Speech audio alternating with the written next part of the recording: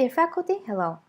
In this video, we're going to look into how to edit your course sections, how to give them a different title, add a description to the section, move it around if you want to change its location within the course page, hide it, highlight it, or maybe delete it altogether.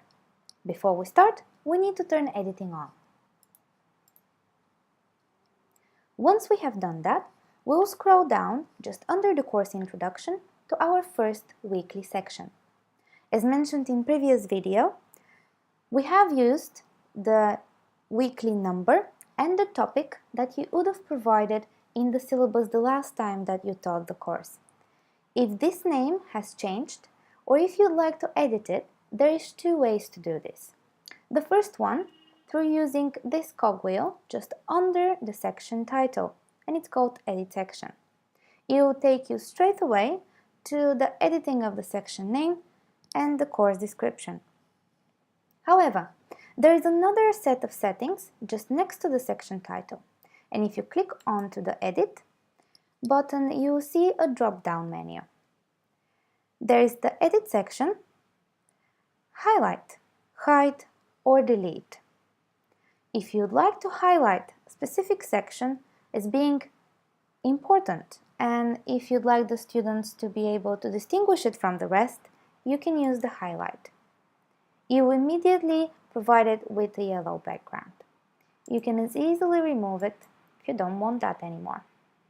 Now I'll use the edit section from here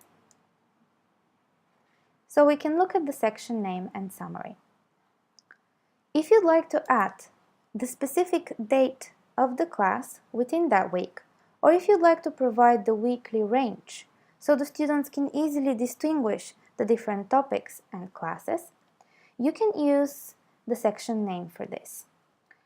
If you'd like to add it, you could add it in the beginning, at the end, it's entirely up to you. I have provided you already with a weekly breakdown of all the programs this fall semester, so hopefully this will save you a little bit of time. What you can do is you can easily copy and paste the dates of the first week into the section name. Now you can leave it as it is, you can put them in brackets,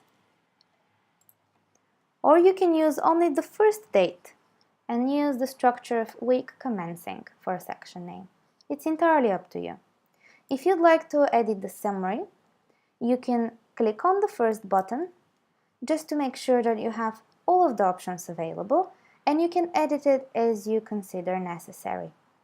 What I would advise you to do is to use this summary to give the students an idea of what they can expect to learn within that week, and if there's anything in particular you'll want them to look into before or after your class. As usual, this is a text editor. As any other one in my study, you can include images, videos, hyperlinks. You can change the way that the text appears as well. What I'm going to do is I'm going to bold it and underline it. And then I'll save the changes. And here you go. We have changed the section title and the section summary. If you'd like to move the sections, you can use the drag and drop function by pointing on the crossed arrows just in front of the section title. You can see that I've done that. It also tells me how I can move it. So we can move it down under the assignment section, if that is what you want to do. While drag and drop is one option you can use, there is a new functionality in Moodle which saves you a lot of time, especially if you have a lot of sections in your course. If you double-click on the crossed arrows just in front of the section title, you'll see a window appear. This course does not have as many sections, but yours will have quite a lot listed one after the other. You can choose where do you want that section to appear. So let's say, on this occasion, I'd like it to appear under the assignment section. And here you go. It has moved it under the assignment section. This functionality is quite useful because it saves you time, especially since you have a lot of sections. Instead of dragging and dropping them, which could be quite inconvenient, it will reallocate your sections quite easily. This was all I wanted to share with you in terms of the sections, and I hope that it has been a useful one. Thank you.